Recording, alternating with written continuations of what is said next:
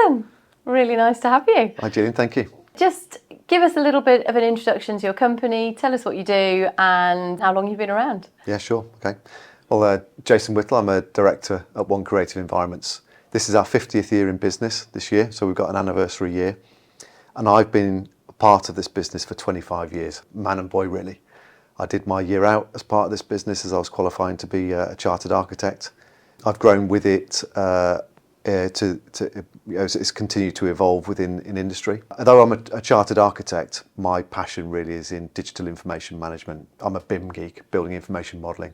And if it's digital information and I want to try and get involved in standardising it, structuring it, so we can get better outcomes. So within our business at the moment, we're a multidisciplinary design practice. Mm-hmm. We do architecture, structures, civils, mechanical, electrical, landscape, all the design disciplines.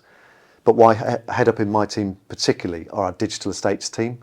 So what we do is we use all that good information that our designers are creating, and we work with clients in the operational phase to help them utilise structured data, digital information, to get them much better outcomes and optimise their buildings through the lifetime of their use. It's one of those things, I think, isn't it? Especially in social care. Everything you just talked about that you guys do wonderfully. The social care sector isn't renowned for being fantastic when it comes to utilising technology in the very best way. So how are you persuading social care businesses to jump on board with what you're doing? What's the appeal to them about what you're doing? Yeah, so it's an interesting question about how this all relates to social care, because you could say that social care isn't perhaps the most advanced within the industry, and then you might say, well, actually our industry isn't the most advanced as some of the others anyway. So we're all learning from each other in other industries. And I think where it's interesting for social care is that perhaps that their attention might be on other areas within whatever crisis that sector seems to be dealing with at the moment might be different to what, say, we're trying to deal with in education. And it often stems from government drivers or legislative change as to what the industry is trying to solve. I think what's really important is that we are not sector specific. So what we learn in education and in commercial or in any other sector, we can apply to social care, and we can give them that sort of the benefit of our overview to try and say, well, other sectors are similar to yours, they've got similar challenges, and they've got this standard that's been introduced, and as a result they've now embarked on this sort of journey, maybe with structuring information, and that information can be used for XYZ, whether that's decarbonisation or space utilisation or energy management, whatever it might be. The care sector, social care sector, can really learn from those other lessons learned, really. Yeah, it's really important, isn't it? That I feel like we've talked about that a lot this week, that outside the box thinking, so learning from other sectors and what they're doing it and how you can incorporate it into the social care sector, for example. So in your experience so far, what are some of those big lessons? Give us an example of a lesson that you've learned somewhere else that you've been able to take over into the social care sector where it's been useful for a provider. One of the recent examples of where we've seen that sort of cross-pollination, I guess, of using information was a really recent case study where we had a social care provider that was looking at metrics for people within their care facilities, lots of care facilities all over the UK, and they were collecting information from various sources and just collecting it on spreadsheets, doing it very manually to create a monthly report of, okay, well, we've got this information we collected manually from the nurses going around checking people. We've got information over here that was collected via some automated device, or maybe it's a wearable smart tech device, or maybe it's a blood pressure test or something like that. And we kind of got them to realise that all this information is just data, and as long as you can structure it, as long as you own the data and you can get hold of it, we can repurpose that. And we allowed them to think of perhaps some of the more advanced examples in our sector would be, you think about a building, a space, an asset. Well, the asset is the person. The space could be their particular bedroom. So you can just link it. It's just naming of things to categorise them. And so by getting them to think that way and allowing them to share some of the data with us, we provided a really good use case for them to say, you can get a heck of a lot more by combining your data, overlaying it, so that you can then start to look at trends, and then you can start to get a better outcome for your residents, really, because that's what it's about for them, is trying to get better outcomes for their residents. That's all they care about. Have you got any tangible examples of how that is directly going to, I mean, there's some obvious ones, isn't there, that I could potentially think of, but how is that boots on the ground helping staff and helping residents, and then, you know, therefore helping owners of care homes? Yeah, we've got a great example that helps with boots on the ground. If you think about a particular person that maybe, say, they've got their habits, their routines. Once a week they go to a yoga class, or they smoke so many a day, and you're collecting all this information. By collecting this and having better insights on it, you can start to see changes in that activity. You might start to be able to predict this person may be likely to fall. They may be, because they have been doing these types of things and now they've stopped doing that, that could raise you an alert, an early warning almost. Wow. To make an earlier intervention into that person's care that doesn't rely on, oh, they've had a fall, and you look at it, it's like, oh, God, we should have predicted that, because they've stopped doing this, they've had an injury on their leg, they're no longer going to this class, they're no longer participating in that, their drinking levels have gone up, or whatever it might be, because they're already collecting this data, but they're not really using it. And so that's really, I think, the low-hanging fruit for using this type of data-driven approach, is that they can very easily overlay that data and give them very valuable insights into not just individuals, but equally the entire facility that they might be managing. Yeah, amazing. And how are you collecting it? Is it a wearable? Where does the data come from? The data comes from anywhere that it comes from. The most important thing that I advocate to my clients is that they should try and own their own data. There's a growing trend within the industry for organisations to install smart technology, maybe smart lighting, but they don't really think about where the data's going, and they really should own their own data. So data can come from automated smart devices, it could come from BMS systems, it could come from wearables on your wrist, it could come from pressure monitors that you're taking periodically. It might be manual interviews that you're doing with a client or a customer of how are you feeling today, those sorts of things. And so they can come from anywhere. The important thing is it is just data. As long as it can be restructured and reused, then you can get valuable insights. And where do you see this going? I suppose at the moment we're right at the we film in care homes, probably hundreds of care homes every year, and I've never heard of anything like this being used on residents or anything else. So this is amazing. Like the idea of being able to predict the potential for a fall of a resident before it actually happens is potentially life-saving, isn't it? So where do you see this going over the next 5 years? Do you think this is something that's really gathering traction? How much interest are you seeing, and do you think this is something that could be really pushed forward? We really see this as gathering traction because there are a number of things that have all come together very recently in this sector. So one of those is technological capability. If you take a look at, say, 5 years ago, the difference between today and 5 years ago, everything is smart now. Everything you buy seems to have an app or a widget that you can add and you can get information. It's very common now to have that. So that wasn't here 5 years ago. You've got the advances now in artificial intelligence and this real interest in data. Something that's been around certainly in my world has been the idea of structuring data for a long time and using standards to structure data. So that is now sort of gathering maturity where clients of our construction projects are starting to think about the data about their projects, not just the project. So yes, I'd like a facility, I'd like a care home, but equally, what data would you like about that care home to be delivered by your supply chain? So that's come together. And then when you look at a more, a strategic level or government level, there is a much stronger legislative drivers now to do more with everything that we've got. We need to be better at space utilisation. We've got decarbonisation targets. Energy costs are rising and getting out of control, so you need to manage your energy better. And this can only be done really by understanding what you have. Your starting point is, where am I now? Because you might do something that you think is good, but how good was it? Was it any good, or did it make it worse? So you've got to start with where you are and then look to set targets and measure against that. And it's all those things that are just coming together right now in construction, really. And we've learned a lot of lessons from those other sectors outside of construction, that it now is becoming a reality. And it's available today. This is the exciting thing, is it's available now. Everything that I've just talked about there exists. You guys can do it. We can do it. Yeah, that's yeah. what we've been doing R&D on for the last 3 to 4 years now, is trying to really understand how to use data from smart devices and pull that from different sources and then repurpose that.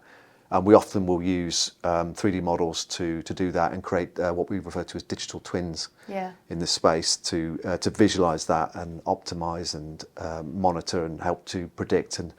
And that is happening now. It is available. I want to talk about the digital twins in a second. Yeah. But first I wanted to ask you about the cost. Because I'm assuming there's obviously a cost to implement. So if you don't have, if your home is slightly older, you don't have any of this smart technology embedded, obviously they're going to need to employ you and your services. But I suppose my question is, what is that basic cost? But then how is that offset once it's all up and running? So I'll give you an example. As you're chatting, I'm thinking about the amount of care homes that we go to and we leave in the dark. And I often look back at the care home, and especially some that potentially don't have, they're not full to capacity, maybe they're about 50%. But you look back and nearly all the lights are on in the building, all the rooms are being heated, and nearly every time I leave, I look back and I think, how much is that costing them for the sake of, turning off a few lights? If it's smart, it's not even a person going around to do it, isn't it? Is it? But that's my digital knowledge is appalling. But that's my very basic grasp on what you're talking about. I know it goes much deeper than that, but from what you're saying, there can be, once you have the initial outlay, but surely there's massive savings to be had off the back of it. And, your carbon footprint as well. Surely there's huge benefits for that as well. Obviously, to implement this sort of technology, it's not free, but the whole reason for doing it is to save money and to effectively get it to pay for itself and more. The thing that is missing, the biggest thing that's missing, is the evidence of these things now, which is why we've been doing so much R&D in this space. So the case for return on investment and how much this costs is the biggest question we get asked, because that is the piece that's almost missing, is if I do this, how much is it going to cost me and how much am I going to save? Because that's the driver for everybody, right? We don't do things for the sake of it. It has to have a purpose. So we practice what we preach here, and that's why we've been doing R&D in this space for over 4 years now. This building that we're sat in here today, we've done all of our testing on this building. We use all the technology that we're trying to implement here. We test here. One of the interesting use cases is why I can give you this data, because it's our own, is we looked at our own energy utilisation 4 years ago. We've been collecting data on this building for 4 years. We've got our own net zero targets. We want to bring our own costs down. And we could see that we were spending £40,000 a year on this building just on energy costs alone. It was quite scary when you actually see how much we were torching. And the building needed some upgrades. And so we used our engineering team to give us the best bang for our buck. What could we spend our money on to reduce these costs, and how can we evidence it? So we installed air source heat pumps, intelligent lighting with LED controls, and a whole host of other energy saving systems designed to save us carbon and cost. What we saw was an immediate drop in our energy usage that took us from £40,000 a year down to £10,000 a year. So that's saving us £30,000 a year just in energy costs alone. The ongoing cost to us in our rental increases is £26,000. So we're already £4,000 a year better off. We've got better lighting. We're emitting lower carbon. It's better quality of environment for us to be here, and we know that we've done the right thing. So the return on investment there is in money, but it's not just in financial terms. It's in all the other benefits that we get around it as well. And it's having that holistic view of what you're doing and understanding where you are right now, where you want to get to, and simulating the if I do X, what will be the benefit? If I do Y, what will be the benefit? And picking the ones that you get the best bang for your buck. Now, The challenge with industry is that everyone's got a different challenge. The way that we lose money or make money, the way that we're penalised or rewarded is all different across all the different sectors.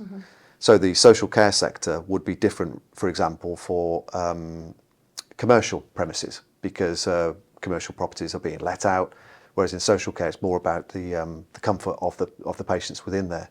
So you have to look at the individual drivers within those organisations, which is why there is no one size fits all, which is why this technology seems so difficult to implement, because I want to do something, where do I go? And you've got 10 different suppliers saying, pick me, pick me, pick me.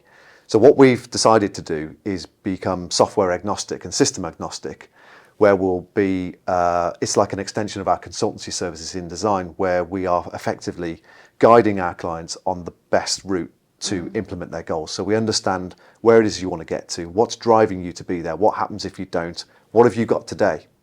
And one of the interesting things is that every single client that we've worked with has already got far more data availability than they realise on day one. So the mindset goes, well, I'll have to install sensors, I'll have to buy a gateway, I'll have to improve this, that and the other. Not necessarily. You're probably already collecting a lot of data with the systems that you've got. It's just they're going out and you're maybe not collecting them. And they're not utilising them. Not utilising them, and certainly not restructuring them in a way that can be used to gain you insights into your facility. So there's a lot you can do effectively out of nothing, which is the exciting thing with this space. And if you're starting from a standing start, so obviously we've got an ageing population, obviously we need many, many more care homes. We all know that there's lots of care homes being built.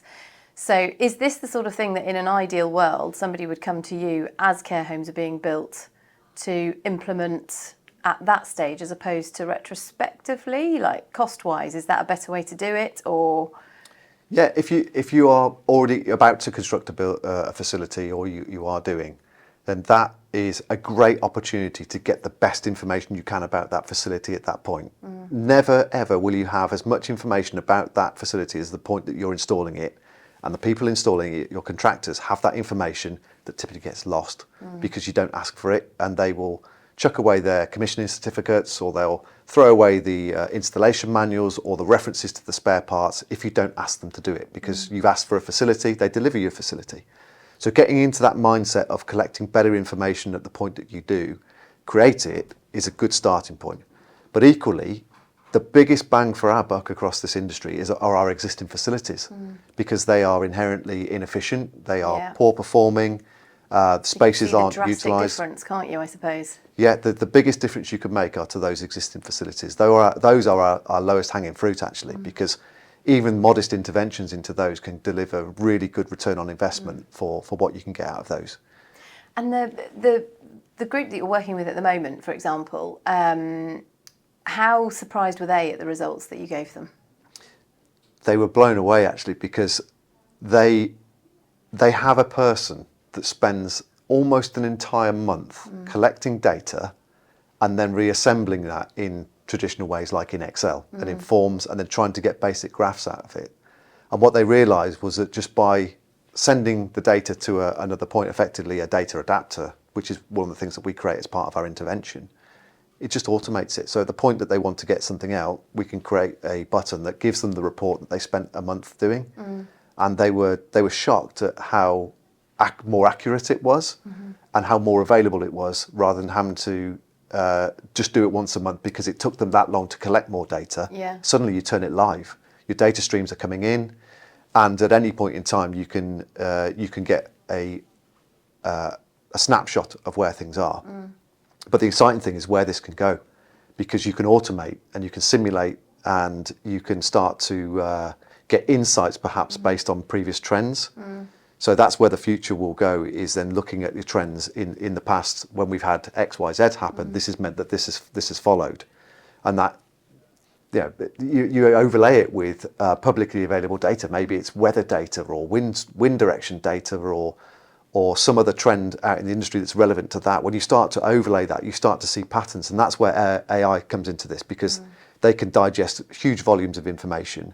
And they can give you the what-if scenarios, and that's where the real power is. So, okay, our client in the social care sector was really pleased with what we did, but actually it was quite a lower level of possibility. where they move from there is the really exciting part.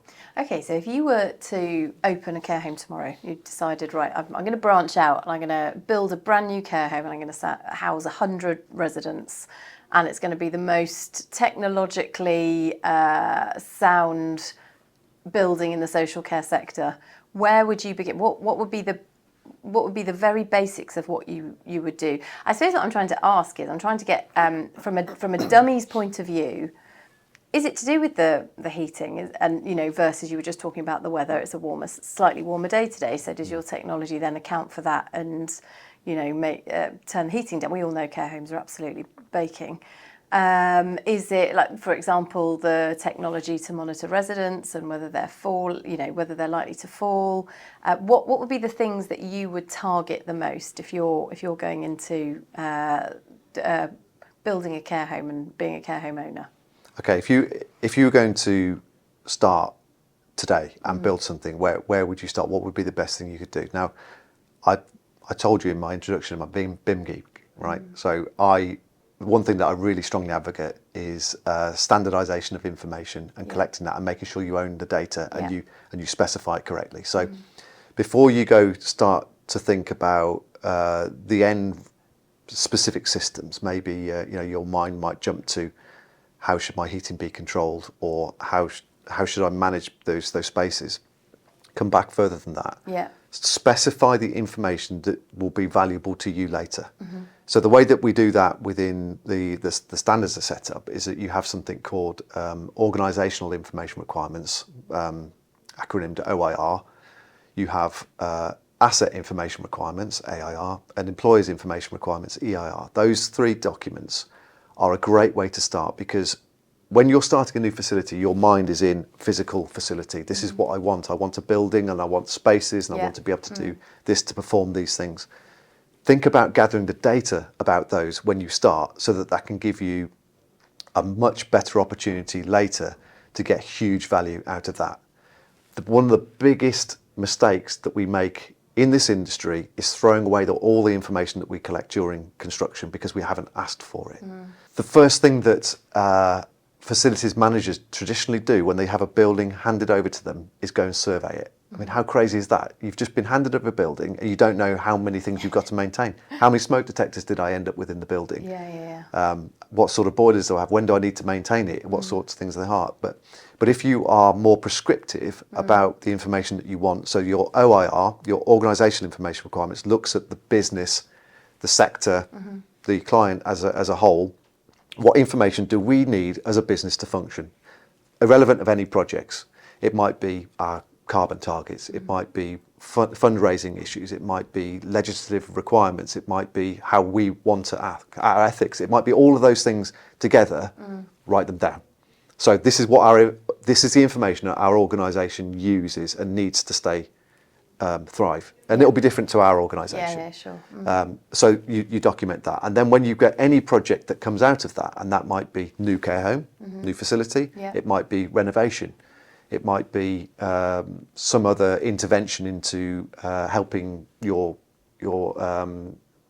clients within there. Whatever that is, that will then link back to the information that you need as an organisation to make that happen. And then that is then your starting point to create your information requirements for your project, because you say, my organisation needs this, this is the project here, we're going to collect that. And if that's provided in a standardised way, in an industry standardised format, that's going to make my job very, very easy. The biggest challenge I have with all of the digital twin implementation that we have here is that information, data, is typically unstructured, and it doesn't automatically connect to anything. The data that you collect on one side here and want to use over here needs some sort of data adaptation, resorting, filtering, and reuse. And that's the glue that we will provide in the service that we deliver. And it's also the biggest challenge, is trying to get that structured data. So if you're starting a project today, I would try and get your mindset into that data collection, because it is going to be it's going to give you huge value later when you get to the end of that. Actually save you thousands of pounds by the sounds of it. And think about saving those thousands of pounds year on year on year through the life cycle of the project. Yeah, amazing. Digital twins, we really need to talk about it, because I think from everything you've been saying, it's really exciting, and it's something that every care home should be considering. We were talking before, weren't we, about us driving away from a care home. It's brand newly opened. They had about maybe 5 to 10 residents, but it was 100 bed. And all the lights were blazing upstairs. They didn't even have anybody on the top floor, but all the lights were on. The heating was blaring to the point that I phoned the owner and I said, look, just so you know, I know you're not on site every day, but we've just left and everything is on. I don't think that's the case that we were there, so they had everything on.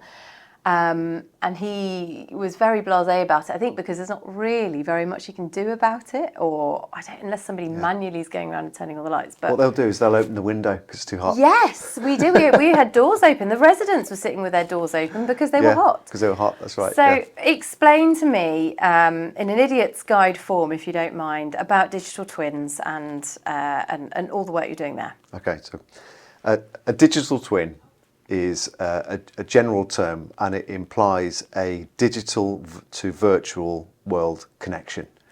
But I'd like you to think of it as not just that digital representation, but it is more than that.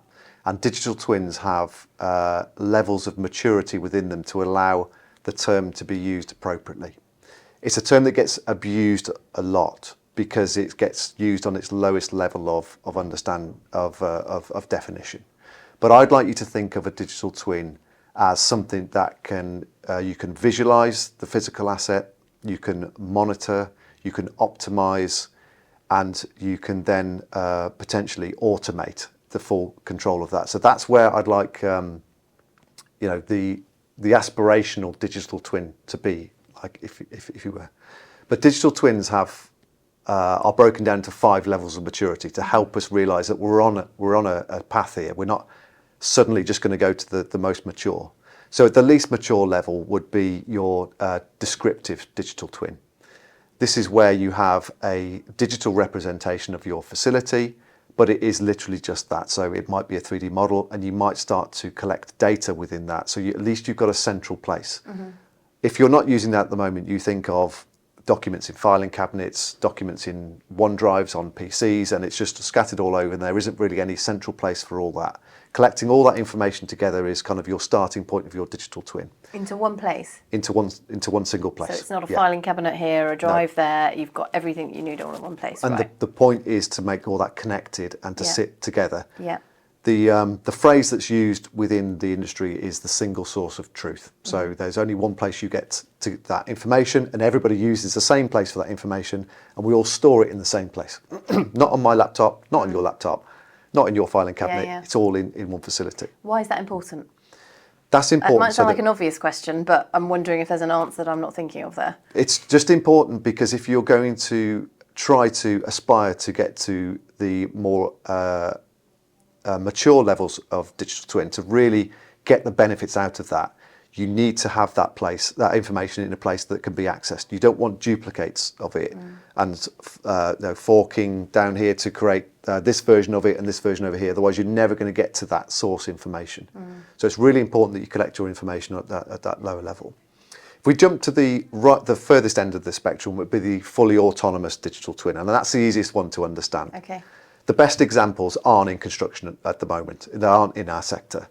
If you think of air traffic control would be a great example, but that's had billions of pounds worth of investment over decades.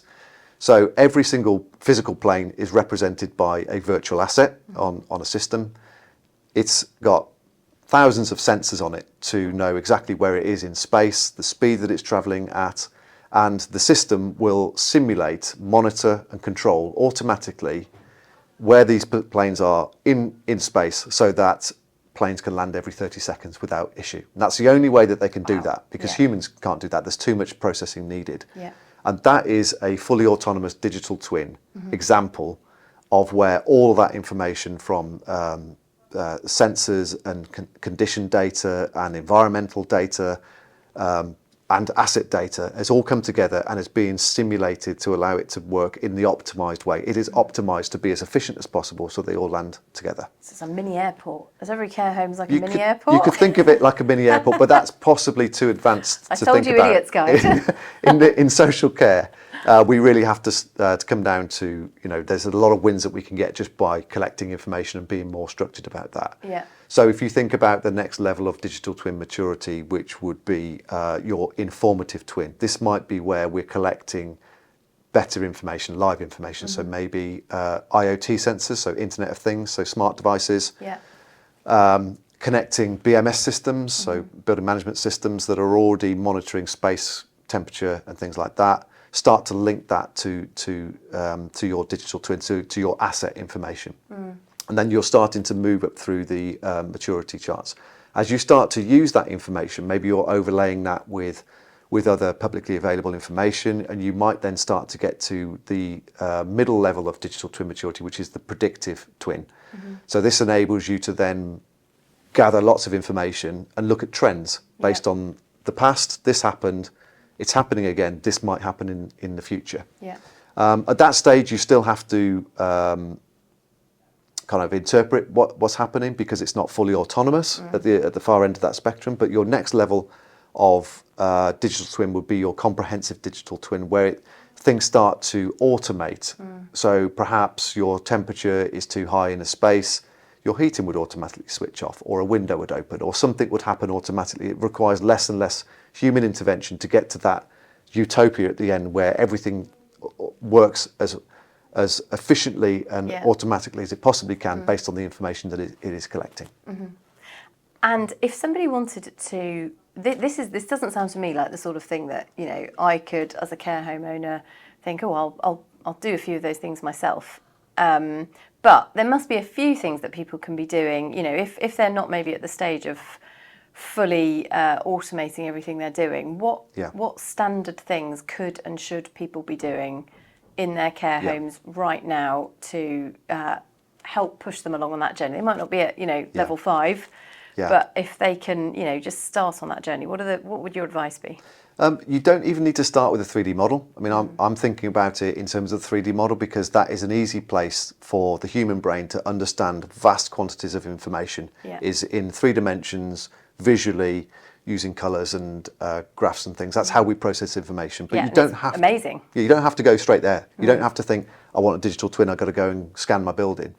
And the laser scanning companies of this world will tell you that their scan is a digital twin, by the way, because they're trying to sell you something more advanced. But it's just a laser scan. That's what they're selling you. So there's a lot of misuse of the word digital twin through the industry. And I don't mean to pick on scanners, because they do a great job, but they are kind of lowering the bar of our understanding. But as I say, you don't need to even do that. As long as you are aware that you're collecting data, your starting point might just be collating a series of dashboards, bringing in automatic data that you can get to, and bringing in some manual data, whatever that might be, and then start to get some insights into what your facility is doing. And that might just be a series of graphs and charts to start with. The important thing is to start somewhere, and start with your lowest hanging fruit. Start with what is the biggest challenge. And we talk about social care, and the example that we see is, you walk away with the lights are still on, there's only 5 residents in there, it's baking hot. Information about that facility will be available. You will likely have a BMS system, you'll have thermostats, you'll probably have temperature sensing, something within the building. So all of these systems that you already have are already collecting data somewhere, you're just not using it. So what we will do is we will do a full analysis of what systems are being run in place. Where can we get data from straight away? Some of them might be really old, rickety, closed protocol systems that don't allow you to have the data. There are ways around that. We can monitor the same data, or we could create an adapter of some sort that will get the data out, that will allow us to get to that. And then it's collecting that and then representing it as your first step in a way that allows you to action those things. It might be obvious that your heating's on, and it might be obvious that there are only 5 people in there, but wouldn't it be great if you could really get some metrics of, do you realise we're wasting X amount per year, or we could have an extra 15 residents in this space because we're not optimised in the way that we utilise the space. All of those things are the low-hanging fruit, and they are much easier to get to than you might imagine by using digital twins.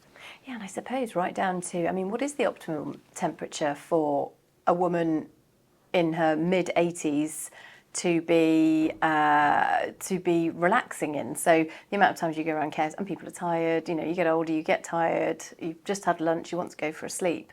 But actually, is that because of all of those reasons, or is it because your care home is too hot and it's too hot? You were just talking to us about in your office, the one end, what you found is the one end, people were getting tired after lunch because it's the end with the least amount of airflow, whereas the other end, and with your technology, you were able to see that and you were able to adjust it and make things better. So did you find that that meant that people weren't having that afternoon slump?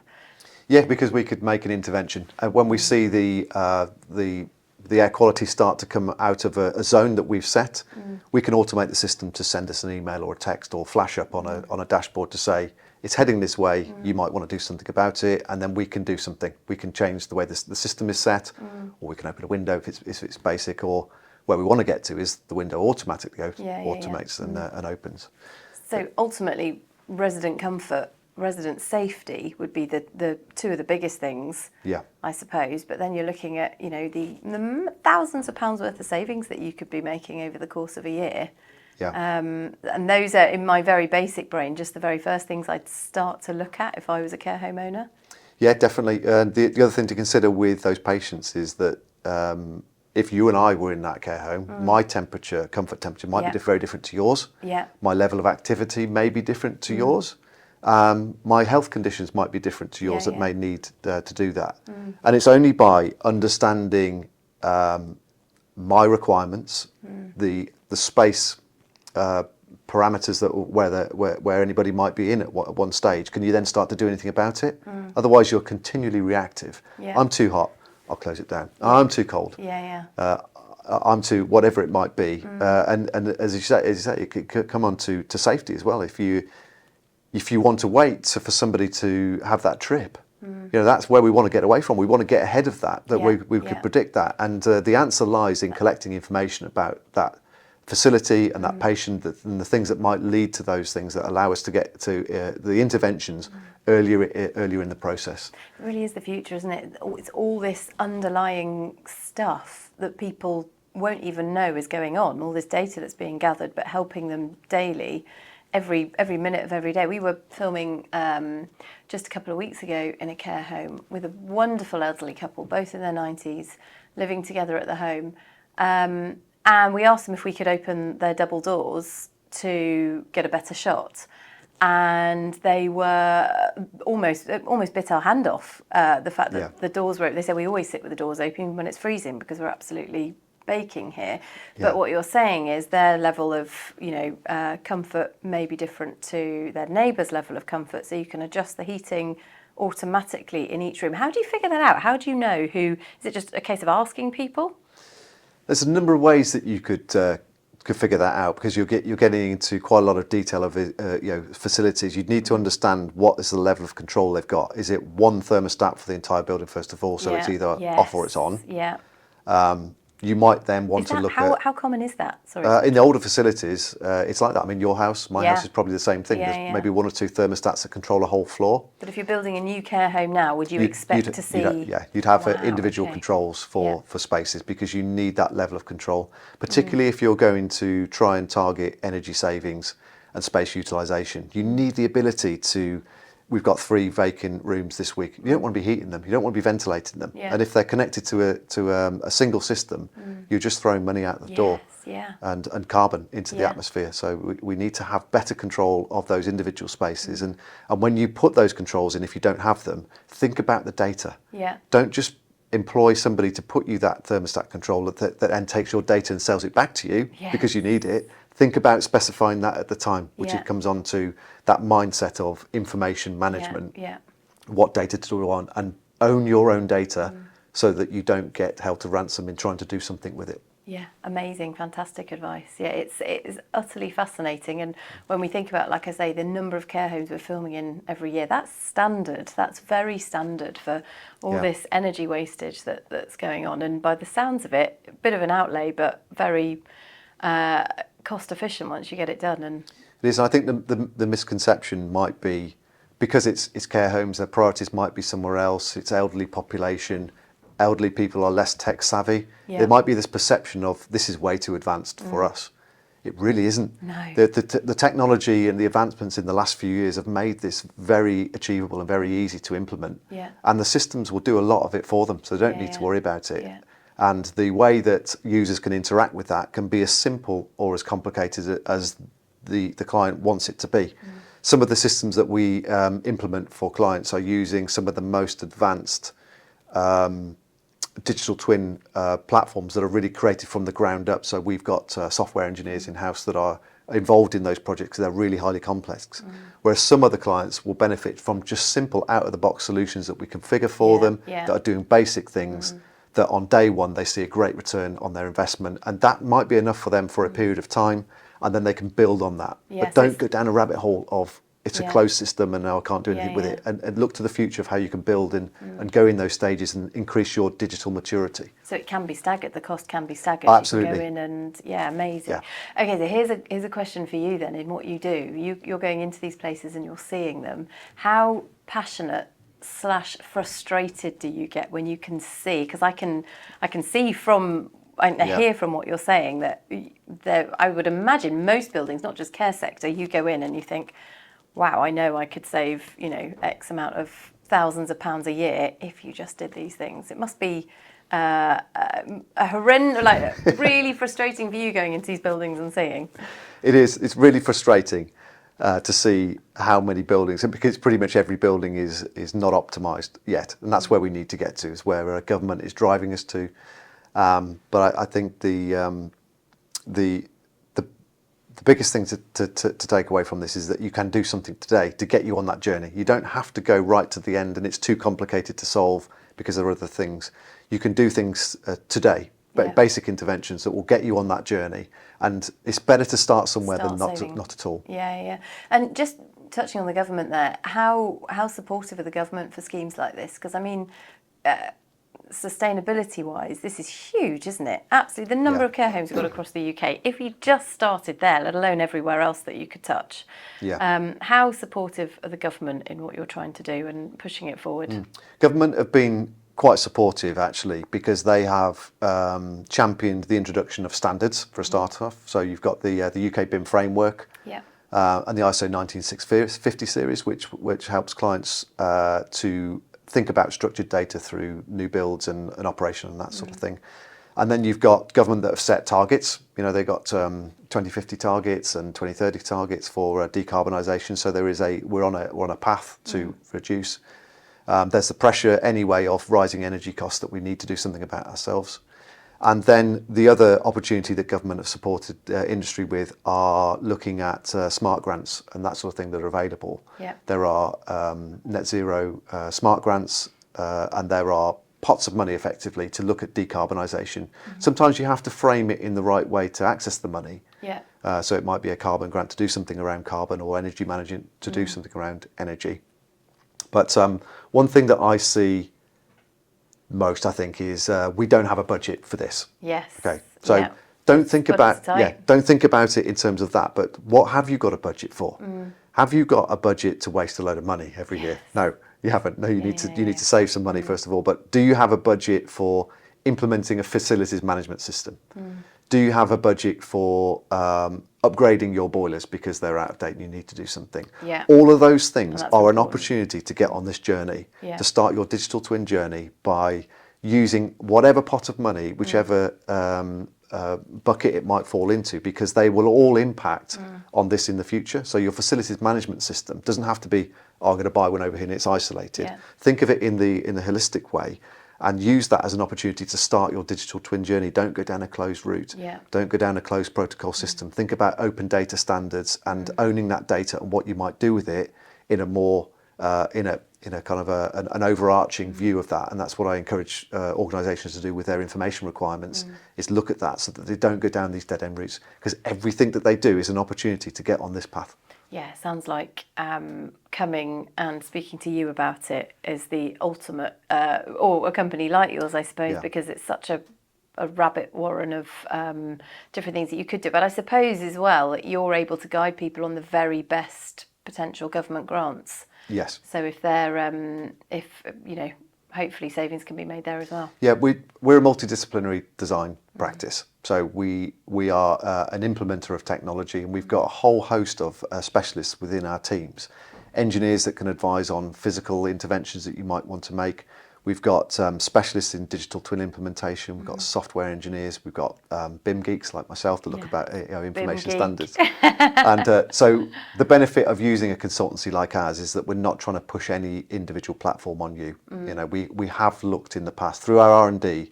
We did think, oh, should we create our own software platform, and started to go down that route. But what we realised is that I would just be pushing my platform onto somebody, whether it's right or wrong, and that's not right for our clients. Our clients have got different challenges, and it's right that we sit on their side as a consultancy side and say, we understand your challenges, this is the right part of the market to look at, and this is how you implement it. And that gives us huge freedom to look at the best technologies available, the latest technologies that are innovating, that are available next week that weren't available last week, because it is changing that fast in industry. And we can then look at clients' individual solutions and their challenges and say, this is the best route for you, and we can help you implement it. And then if they involve software subscriptions, they will take those out with the respective companies. We just implement that for them to get them on the right path and make sure that they don't waste time and money. Yeah, and I suppose because you are, as you said in your words, sector agnostic, you are looking across a range of different sectors always, so you're able to see which crossovers would be best for the health and social care sector and implement them in the best ways. Exactly. We can learn lessons from other sectors. So education sector, for example, very close crossover. They are really pushing on decarbonisation at the moment. They've got their targets. But the biggest challenge that they need to solve really is space utilisation, where they've got, this is a great example, you've got university buildings that have got a room booking system. So the lecturers will bag all their rooms at the start of the year. I need this room for 50 people, this for 30, and here's my timetable, bang, I've got it, okay. And then you've got, as you go through the year, you walk around it and it's half empty. And even at the start of a lecture, you get the tagging system, the students will come along, they'll swipe on the wall, I'm attending this. They swipe in, maybe they don't stay the whole time, they often don't. They might leave during a break. And so a room that you had that was serving 50 people, after 4-hour lecture slot, there might be 10 in it. Why not subdivide those spaces and free up those spaces? You're heating it, you're lighting it. Understand how that's being utilised and where the trends are, and you can bring in a big optimisation program on that existing building. You probably don't need to buy a new building or build one. Because the space is already there. The space is already there. You're just not using it correctly. Because you haven't been monitoring the data correctly. You don't understand what your facility is doing, and actually the data's already there. You've already bought your room booking system. You've already got a tagging system that shows you. You've got a BMS that shows you what's being heat and lit at any one time, and you know the costs of all that. So all these systems are already there. You just need to pull them all together to give you the insights, and that could save you an awful lot of money depending on what it is you're doing. Just being smart. Well, Jason, that was fascinating. It was really amazing. I think I've certainly learned a lot, and I'm really looking forward to talking to our clients in health and social care about what you're doing, because I know that it's going to fascinate them as well. So thank you so much. Thanks, Appreciate Gillian. your time. If you ever want to see any case studies, I'm more than happy to show you plenty of those. Absolutely, definitely. Thank you. Thank you.